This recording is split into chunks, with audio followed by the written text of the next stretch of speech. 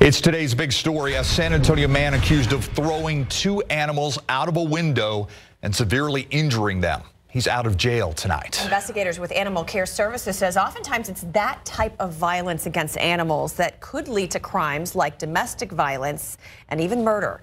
But as the Night Team's Patty Santos tells us, animal cruelty cases are hard to prosecute. 45-year-old Fernando Demetrius Morgan is accused of throwing a dog and cat out of a second-story window. City workers say true cruelty cases are rare. We've seen animals that have been set on fire, animals, thrown from windows, animals thrown in front of vehicles, animals dismembered. Walk the kennels at Animal Care Services and you get a sense of the type of abuse and cruelty animals are exposed to.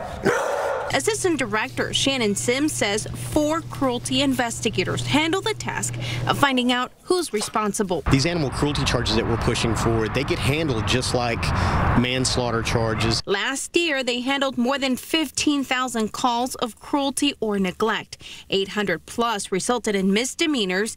80 or so others turned into felony-type cases, of which 8 resulted in prison time for the accused, anywhere from 2 to 10 years. They're bad people. Their propensity for violence and everything starts with animals. So we see there is a definitive link between animal cruelty, maiming, dismemberment, things like that, and domestic violence, murder. Which is why investigators and prosecutors work closely to make sure those responsible end up behind bars. But sometimes cases can take up to 2 years to resolve. We have to come in there with irrefutable evidence that the individual has committed these crimes.